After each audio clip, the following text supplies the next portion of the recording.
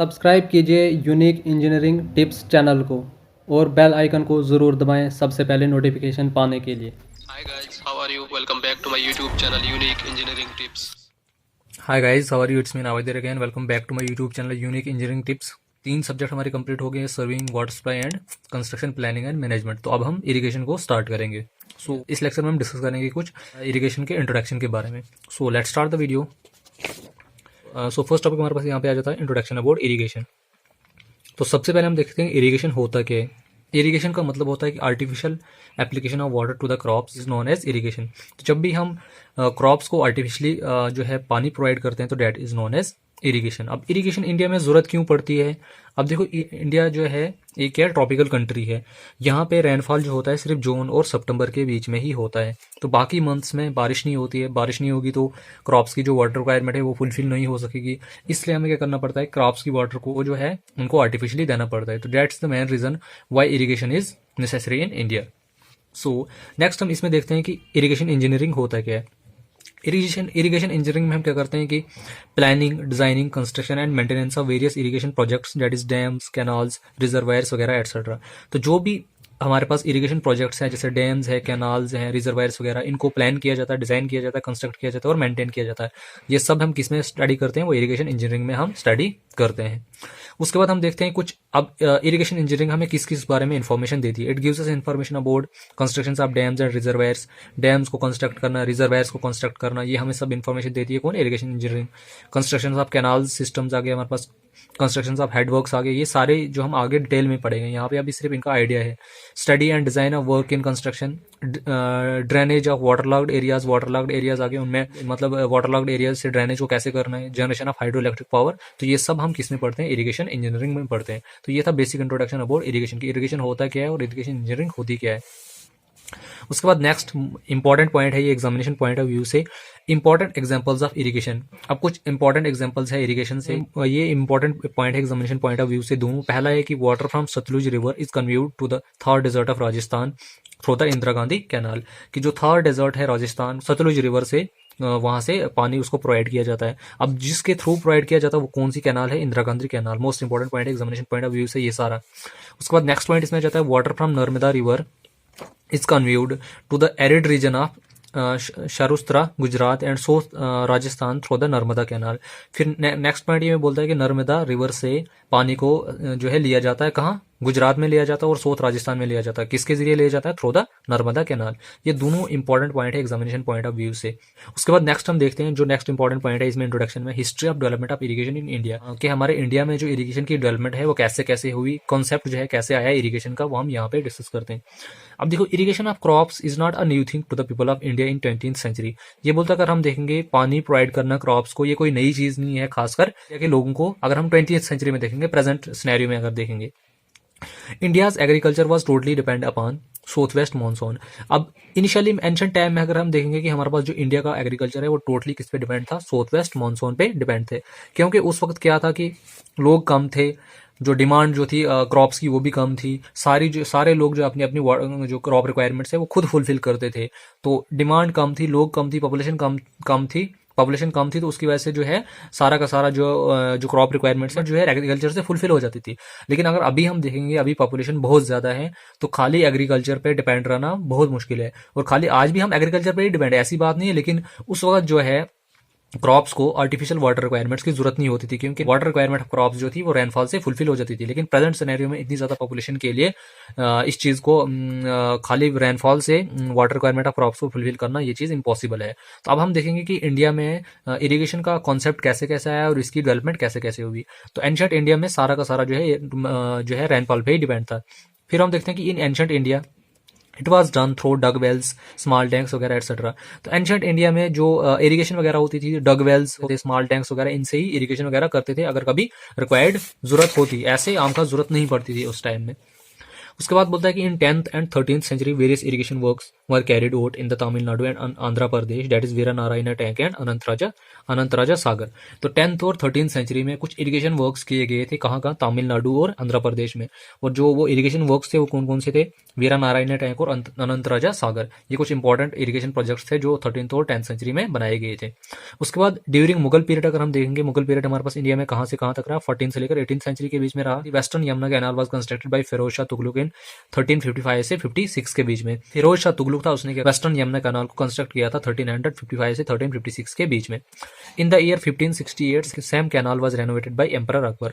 तो 1568 में उसी कैनाल को रेनोवेट किया गया। रेनोवेट का मतलब होता है उसमें जो मेंटेनेंस वगैरह की जरूरत थी वो एम्परर अकबर ने 1568 में की है। तो दोनों पॉइंट है एग्जामिनेशन पॉइंट ऑफ व्यू से। ये जो history of development of India में आपको बता रहा हूँ, इसमें काफी ज्यादा क्वेश्चन आने के चांसेस हैं। उसके बाद नेक्स्ट इसमें जाता है ड्यूरिंग ब्रिटिश रूल। फिर ब्रिटिश रूल आ गया इंडिया में। ब्रिटिश रूल कहाँ से कहाँ तक चला, 1800 से लेकर 1947 तक ब्रिटिश रूल चला इंडिया में। अब उन्होंने भी काफी ज्यादा डेवलपमेंट की इरिगेशन प्रोजेक्ट्स में। In the first half of the 19th century, various canals were renovated and converted in perennial canals. तो first half of 19th century में बहुत सारी कैनाल्स को उन्होंने भी रेनोवेट किया और उनको कन्वर्ट किया पेरिनियल कैनाल्स में। पेरिनियल तो आपको बताया कि जिनमें पूरे साल जो है पानी रहता है उनको हम क्या कहते हैं, पेरिनियल कैनाल्स। जिनमें पूरे साल पानी नहीं रहता उनको हम नॉन पेरिनियल कैनाल कहते हैं। तो इन द ईयर 1836 से 1866 के बीच में 4 major irrigation works were completed. 4 बड़े कुछ मेजर इरिगेशन वर्क्स उनने कंप्लीट किए। तो इसमें पहला जो आता है upper Ganga canal, upper Bari Doab canal, Godavari delta system और कृष्णा डेल्टा सिस्टम। ये मोस्ट इंपॉर्टेंट पॉइंट है एग्जामिनेशन पॉइंट ऑफ व्यू से। तो ये 4 उन्होंने कंप्लीट किए 1836 और 1866 के बीच में। Besides that major canal works like Sirhind, the Agra and the Mathura canals and the Periyar dam were also constructed during these rules. इनके अलावा भी उन्होंने ये चीजें अपने रूल्स में बनाई। उसके बाद मैनी प्रोटेक्टिव वर्क्स, अब कुछ और प्रोटेक्टिव वर्क्स भी उन्होंने किए, जैसे नीरा लेफ्ट कैनाल है, गोका कैनाल है, बिटवा कैनाल वगैरह जो है ये इन्होंने बनाए। अब प्रोटेक्टिव वर्क्स का मतलब होता है जो भी कुछ एरिया जो है ऐसे होते हैं जो नेचुरल डिजास्टर की वजह से सबमर्ज वगैरह हो सकते हैं। अब प्लेन एरियाज में आपको पता है कि रिवर ट्रेनिंग वर्क्स किया जाता है। रिवर ट्रेनिंग वर्क्स हम आगे डिस्कस करेंगे, ये अलग टॉपिक है। रिवर ट्रेनिंग वर्क का मतलब होता है, अगर मैं शॉर्टकट आपको बताऊंगा कि जो बैंक्स ऑफ रिवर है उनको उनके साइड से क्या किया जाता है, वॉल्स वगैरह कंस्ट्रक्ट की जाती है ताकि जो अगर वो जब उसमें पानी बढ़ जाएगा तो साइड्स के एरिया जो है उसमें सबमर्ज वगैरह ना हो जाए। तो उसने अपने टाइम में ये कुछ प्रोटेक्टिव वर्क्स भी किए जो कुछ एरियाज को नेचुरल डिजास्टर से बचाने के लिए। तो ब्रिटिशर रूल में ये डेवलपमेंट हुआ इरिगेशन प्रोजेक्ट में। उसके बाद अगर हम देखेंगे आफ्टर इंडिपेंडेंस इंडिया में जो इरिगेशन में कितनी डेवलपमेंट हुई तो हम इसमें डिस्कस करेंगे। At the time of independence net irrigated area in India was 28.2 million hectares. अगर हम देखेंगे इंडिपेंडेंस के टाइम इंडिया के पास नेट इरिगेटेड एरिया कितना था, 28.2 मिलियन हेक्टेयर्स। इंपॉर्टेंट पॉइंट है एग्जामिनेशन पॉइंट ऑफ व्यू से। ये सारा इंपॉर्टेंट ही पॉइंट है क्योंकि मैंने होल चैप्टर में से जो मैं क्या करता हूँ आपको इंपॉर्टेंट पॉइंट्स ही यहाँ पे डिस्कस करवाता हूँ जो इंपॉर्टेंट पॉइंट है एग्जामिनेशन पॉइंट ऑफ व्यू से। पार्टीशन अगर हम देखेंगे इंडिया के पास जो नेट इरिगेटेड एरिया बचा वो कितना बचा, सिर्फ 19.4 million hectares. Major canal system जैसे सतलुज एंड इंदु सिस्टम जो है वो कहाँ चला गया, that went to Pakistan. And area fertile Ganga Brahmaputra वगैरह went to east Pakistan which is now Bangladesh. तो 19 पार्टीशन के टाइम इंडिया के पास सिर्फ 19.4 मिलियन हेक्टेयर्स इरिगेटेड एरिया बचा, बाकी सारा पाकिस्तान चला गया। कुछ अभी प्रेजेंटली पाकिस्तान में और कुछ अभी बांग्लादेश में है। उसके बाद further development of irrigation system. अब इंडिया में इरिगेशन सिस्टम को डेवलप करने के लिए union ministry of water resource setup किया गया। यूनियन मिनिस्ट्री जो है वाटर रिसोर्स के लिए सेटअप की गई ताकि जो इरिगेशन में जो सेटबैक लगा हमें ड्यूरिंग इंडिपेंडेंस उस चीज को ओवरकम किया जाए, उसको डेवलप किया जाए। Maximum development in irrigation in India, जो इंडिया में मैक्सिमम डेवलपमेंट जो है किसमें हुई इरिगेशन में, वो किसमें हुई, ड्यूरिंग ग्रीन रिवोल्यूशन के टाइम ही हुई, ये 60s में हुई। उसके बाद 1951 जो नेट इरिगेटेड एरिया जो इंडिया के पास था वो कहाँ 19.4 से लेकर एक्सिड कितना हो गया 22.6 मिलियन हेक्टेयर्स पहुंच गया। और 2006 और 2007 के बीच में इंडिया का जो नेट इरिगेटेड एरिया था 102.77 मिलियन हेक्टेयर हो गया। और एट प्रेजेंट अगर हम देखेंगे इंडिया के पास नेट इरिगेटेड एरिया कितना है, इट्स अबाउट 570 मिलियन हेक्टेयर्स। अब काफी ज्यादा डेवलप्ड एरिया हमारे पास नेट इरिगेटेड एरिया हो गया इंडिया में। तो ये थी हमारे पास कुछ brief introduction about the history of irrigation development in India, कि हमारे पास जो इरिगेशन डेवलपमेंट है वो इंडिया में कैसे कैसे हुई, मुगल पीरियड में कितनी हुई, ब्रिटिशर टाइम में कितनी हुई, आफ्टर इंडिपेंडेंस वगैरह कितनी हुई, एंशिएंट टाइम वगैरह हमने सारा डिस्कस कर लिया। उसके बाद नेक्स्ट हम इसमें डिस्कस करेंगे major medium and minor irrigation projects. ये भी मोस्ट इंपॉर्टेंट पॉइंट है एग्जामिनेशन पॉइंट ऑफ व्यू से, इसमें भी से क्वेश्चन काफी आने के ज्यादा चांसेस है। अब देखते हैं मेजर इरिगेशन प्रोजेक्ट्स हम किनको कहते हैं। Major irrigation projects are those projects which covers an area more than 100 square kilometre या 10,000 हेक्टेयर। तो जो भी इरिगेशन प्रोजेक्ट्स 100 स्क्वायर किलोमीटर से ज्यादा एरिया कवर करते हैं, अगर इसको हेक्टेयर में कन्वर्ट करेंगे तो 10,000 हेक्टेयर से ज्यादा जब एरिया वो कवर करेंगे तो उसको हम क्या कहते हैं, मेजर इरिगेशन प्रोजेक्ट्स। अब ये एरिया को कन्वर्ट वगैरह कैसे करते हैं ये नेक्स्ट में कल या परसों तक वीडियो अपलोड कर दूंगा। उस कुछ वीडियोस मैंने यूनिट को कैसे कन्वर्ट करते हैं, जैसे सिंपल लेंथ है, मास है वगैरह वगैरह, वहाँ मैंने पीछे मैंने ऑलरेडी अपलोड कर दिए। तो एरियाज वगैरह की कल या परसों तक मैं वीडियो अपलोड कर दूंगा। अब मेजर इरिगेशन प्रोजेक्ट्स को हैंडल कौन करता है? Handled by irrigation and water resource department. जो सेंट्रल डिपार्टमेंट है irrigation and water resource department, वही इन चीज़ों को हैंडल करता है। कॉमन एग्जांपल है हमारे पास इसकी है बागड़ा नंगल डैम है, जो पंजाब और हिमाचल प्रदेश के बॉर्डर के बीच में है। इंदिरा गांधी कैनाल राजस्थान में है। हीराकुंड डैम ओडिशा में है। ब्यास डैम ये भी पंजाब में है। ये कुछ कॉमन एग्जांपल है मेजर इरिगेशन प्रोजेक्ट्स की। उसके बाद हम देखते हैं नेक्स्ट हमारे पास जाता है मीडियम इरिगेशन प्रोजेक्ट्स। अब ये ऐसे प्रोजेक्ट्स हैं जिनका एरिया जो है ग्रेटर देन 20 स्क्वायर किलोमीटर होगा, लेकिन लेस देन होगा 100 स्क्वायर किलोमीटर। तो हम कह सकते हैं जिनका एरिया इन बिटवीन 20 और 100 स्क्वायर किलोमीटर के बीच में लाई करेगा, तो that projects are known as medium irrigation projects. या आप हेक्टेयर में आप इसको कह सकते हो 2000 से लेकर 10,000 हेक्टेयर के बीच में जिनका एरिया वेरी करेगा, उनको हम मीडियम इरिगेशन प्रोजेक्ट्स कहेंगे। अब इनकी एग्जांपल है स्मॉल डैम्स, हमारे पास स्मॉल कैनाल्स वगैरह, इनकी कुछ कॉमन एग्जांपल है। उसके बाद नेक्स्ट हमारे पास देखते हैं माइनर इरिगेशन प्रोजेक्ट्स। अब माइनर इरिगेशन प्रोजेक्ट्स में क्या आ जाता है कि जिनका एरिया जो है लेस देन 20 स्क्वायर किलोमीटर होगा या लेस देन 2000 हेक्टेयर जिनका एरिया होगा, उसको हम क्या कहेंगे? उनको हम कहेंगे माइनर इरिगेशन प्रोजेक्ट्स। अब इसमें कुछ कॉमन एग्जांपल हमारे पास जाती है ओपन वेल्स, ट्यूब वेल्स वगैरह, स्मॉल कैनाल्स वगैरह, ये इसमें लाई करती है। अब इन इरिगेशन प्रोजेक्ट को हैंडल कौन करता है? अब आपको पता है कि इंडिया एक बहुत बड़ी कंट्री है, यहाँ पे इतने नंबर ऑफ इरिगेशन प्रोजेक्ट्स है कि सारे के सारे इरिगेशन प्रोजेक्ट्स को सेंट्रल डिपार्टमेंट जो है वो हैंडल नहीं कर सकता है। तो इन छोटे जो माइनर इरिगेशन प्रोजेक्ट्स है, इनको हैंडल करने के लिए जो गवर्नमेंट ने है वो किनकी रिस्पॉन्सिबिलिटी दी है? जिला परिषद है या पंचायत वगैरह या कॉर्पोरेशन वगैरह जो आते हैं छोटे छोटे, उनको इन चीज़ों को हैंडल करने के लिए रिस्पॉन्सिबिलिटीज दी है। तो ये थे हमारे पास मेजर, मीडियम और माइनर इरिगेशन प्रोजेक्ट्स जो इंडिया में है।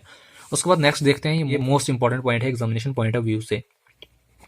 कुछ important dams and irrigation project जो इंडिया के हैं वो हम इसमें डिस्कस करेंगे। तो सबसे पहले नंबर इसमें आ जाता है हमारे पास भाखड़ा नंगल डैम या भाखड़ा नंगल प्रोजेक्ट, आप इसको कह सकते हो। ये कहाँ लोकेट कर रहा है? पंजाब और हिमाचल प्रदेश के बीच में है। सबसे मोस्ट इंपॉर्टेंट जिसमें एग्जामिनेशन पॉइंट ऑफ व्यू से ये लार्जेस्ट डैम है इंडिया का। अगर हम देखेंगे इंडिया का सबसे बड़ा डैम है वो हमारे पास कौन सा है? भाखड़ा नंगल डैम। अब ये लोकेशन इसकी कहाँ है? It's located across Sutlej river at the foot of Shivalik hills. ये सतलुज रिवर के ऊपर लोकेट किया गया है at the foot of Shivalik hills. So height इसकी है 226 मीटर भाखड़ा डैम की, और 29 मीटर किसकी है? नंगल डैम की। मतलब ये दो डैम से बना हुआ, भाखड़ा और नंगल दोनों अलग अलग है, तो कंबाइंडली इनको हम क्या कहते हैं? भाखड़ा नंगल डैम या भाखड़ा नंगल प्रोजेक्ट। तो टाइप ऑफ डैम मतलब किस टाइप के मटेरियल का बना हुआ है? ये है स्ट्रेट कंक्रीट ग्रेविटी डैम। ये इंपॉर्टेंट है एग्जामिनेशन पॉइंट ऑफ व्यू से। सारे जो मैंने इसमें पॉइंट कवर किए, these are all important points from examination point of view. उसके बाद इनकी लेंथ, इसकी लेंथ कितनी है? 518 मीटर, और इसकी इरिगेटिंग कैपेसिटी कितनी है? 1.23 मिलियन हेक्टेयर। इतने एरिया को ये इरिगेट कर सकता है आराम से।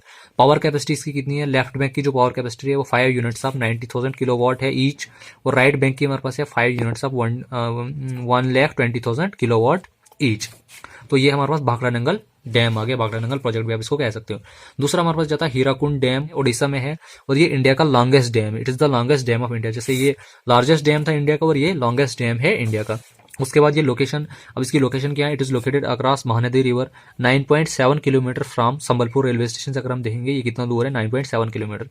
इसकी लेंथ जो है 4.8 किलोमीटर अगर है। अगर हम सिर्फ डैम की लेंथ देखेंगे, जो मेन डैम है उसकी लेंथ 4.8 किलोमीटर है, लेकिन ओवरऑल लेंथ अगर इसकी देखेंगे वो हमारे पास कितनी है? 25.79 किलोमीटर। तो इसकी इतनी लेंथ होने की वजह से ये इंडिया का लॉन्गेस्ट डैम माना जाता है। और हीराकुड डैम जो है वर्ल्ड के टॉप 10 लॉन्गेस्ट डैम में आता है। और हमारे पास जो ये भाखड़ा नंगल डैम है ये एशिया का सेकंड लार्जेस्ट डैम है। अगर हम देखेंगे इंडिया का पहला लार्जेस्ट डैम है, लेकिन एशिया का सेकंड लार्जेस्ट डैम है। पॉइंट ऑफ व्यू से दोनों पॉइंट इंपॉर्टेंट है। उसके बाद हम देखेंगे अगर हमारे पास हीराकुड डैम की हमारे पास हाइट कितनी है? 59 से लेकर 61 मीटर तक इसकी हाइट है। उसके बाद जो है टाइप ऑफ डैम कौन सा है? ये कंक्रीट, मैसनरी या एंड अर्थन डैम। अगर हम सिंपल कह सकते हैं हमारे पास ये कंपोजिट डैम है, मतलब कंपोजिट मटेरियल का बना हुआ है। ये जो टाइप ऑफ डैम है ना, ये मोस्ट इंपॉर्टेंट पॉइंट है एग्जामिनेशन पॉइंट ऑफ व्यू से। ज्यादातर यही पूछा जाता है कि type of dam, Hirakud dam, Bhakra Nangal dam कौन से टाइप का डैम है। इरिगेटिंग कैपेसिटी इसकी है 2.3 लाख हेक्टेयर, और इसमें जो पावर कैपेसिटी है वो 270 मेगावाट है उसकी। उसके बाद नेक्स्ट हमारे पास जाता है ब्यास डैम। ये भी पंजाब में ही है। It is located across river Beas at Pong. Type of dam ये हमारे पास earthen core cum gravel dam है। इसकी लेंथ हमारे पास 518 मीटर है। मैक्सिमम हाइट इसकी कितनी है? 133 मीटर। इरिगेटिंग कैपेसिटी इसकी है 3.24 मिलियन हेक्टेयर, और पावर कैपेसिटी है वही left bank 4 units of 60,000 kilowatt, और जो राइट है इसका 2 यूनिट्स ऑफ 60,000 किलोवाट। उसके बाद नेक्स्ट इसमें आ जाता है थेरी डैम। थेरी डैम जो है हाईएस्ट डैम ऑफ इंडिया है, और ये थेरी डैम जो है top 10 highest dam of world के टॉप 10 हाईएस्ट डैम में भी आता है Tehri dam. It is located across river Bhagirathi in Uttarakhand.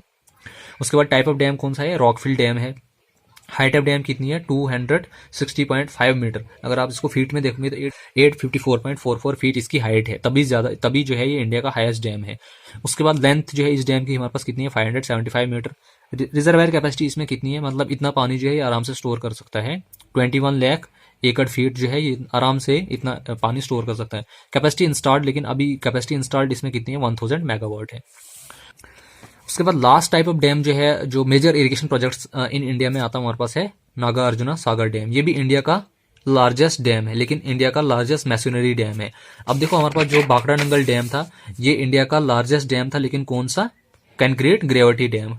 अलग अलग मटेरियल के बेस पे इनकी क्लासिफिकेशन है। It's India's largest concrete gravity dam, और नागार्जुना सागर डैम जो है it's India's largest machinery dam. तो ये इनका डिफरेंस मोस्ट इंपॉर्टेंट है, इस चीज को आप डिफरेंशिएट अच्छे से देखना है कि ये इंडिया का लार्जेस्ट मैशनरी डैम है और भाखड़ा नंगल डैम जो इंडिया का लार्जेस्ट कंक्रीट ग्रेविटी डैम है। तो ये दोनों के बीच का डिफरेंस है। लोकेशन इसकी ये है कि it is located across river Krishna in Telangana, largest man made lake in the world. अगर हम देखेंगे ये भी इंपॉर्टेंट पॉइंट है एग्जामिनेशन पॉइंट ऑफ व्यू से कि largest man made lake in the world हमारे पास कौन सा है, Nagarjuna Sagar dam located in Telangana cross river Krishna. Height of dam कितनी है 124 मीटर। लेंथ ऑफ डैम कितनी है 4.863 किलोमीटर।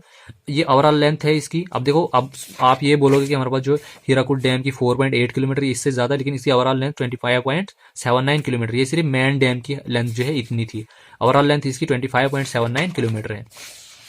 तो इसकी लेंथ जो है, लेंथ ऑफ डैम कितनी है इसकी 4.863 किलोमीटर टोटल लेंथ है इसकी ये। और टाइप ऑफ डैम कौन सा है, ये मैशनरी है, हमने पहले ही डिस्कस कर लिया ऊपर। उसके बाद जो है कैपेसिटी इसकी कितनी है 93,71,845 एकड़ फीट तक ये इसका मतलब इतनी कैपेसिटी है इसकी। और इंस्टॉल्ड कैपेसिटी अभी कितनी इसमें इंस्टॉल्ड हुई है 816 मेगावाट। तो ये था हमारे पास कुछ ब्रीफ इंट्रोडक्शन अबाउट इरिगेशन। हमने देखा सबसे पहले इरिगेशन होता क्या है, फिर हमने देखा कि इरिगेशन इंजीनियरिंग होती क्या है, फिर हमने कुछ history of development of irrigation in India, कैसे कैसे जो है इरिगेशन का डेवलपमेंट इंडिया में हुआ, फिर हमने कुछ मेजर मीडियम और माइनर इरिगेशन प्रोजेक्ट जो इंडिया में है उनको डिस्कस किया। फिर हमने लास्ट में देखा कि हमारे पास जो important irrigation major irrigation project जो है इंडिया में किसकी कैपेसिटी कितनी है, किसकी लोकेशन वगैरह कहाँ है, ये हमने इसमें डिस्कस किया। आई होप कि आपको वीडियो पसंद आई। अगर आपको वीडियो पसंद आई तो वीडियो को लाइक कीजिए, शेयर कीजिए, कमेंट कीजिए और चैनल को सब्सक्राइब जरूर कीजिए। और मेरी वीडियोस को अपने दोस्तों के साथ जरूर शेयर कीजिए। अगर आप मेरे चैनल पर नए हो तो मैंने 3 सब्जेक्ट जो है ऑलरेडी कंप्लीट कर दिए हैं। जेकेएसबी जेईई सिविल क्रैश कोर्स जो मैं करवा रहा हूँ, इसमें हमने सर्विंग कंप्लीट कर दिया, water supply and waste water engineering complete करवा दिया, और ये हमारे पास जो है कंस्ट्रक्शन प्लानिंग एंड मैनेजमेंट तीनों सब्जेक्ट्स हमारे पास कंप्लीट हो गए। इनके कंप्लीट लेक्चर्स आपको मेरे यूट्यूब चैनल में मिल जाएंगे। आप प्लेलिस्ट में सेक्शन में जा सकते हो, आपको सेपरेट प्लेलिस्ट जो है हर सब्जेक्ट के लिए मिलेगी। So thank you so much and keep supporting me. Thanks for watching unique engineering tips. अगर आपको हमारी ये वीडियो पसंद आई होगी तो वीडियो को लाइक कीजिए, शेयर कीजिए, कमेंट कीजिए और चैनल को सब्सक्राइब करना ना भूलें। और प्लीज़ बेल आइकन ज़रूर दबाएं ताकि जब भी मैं नई वीडियो अपलोड करूं तो आप तक सबसे पहले नोटिफिकेशन पहुंचे। और प्रीवियस वीडियोस जितनी मैंने अपलोड की है उनकी जो PDFs हैं वो डिस्क्रिप्शन में अवेलेबल हैं, तो आप वहां से उनको डाउनलोड कर सकते हैं। Thank you so much.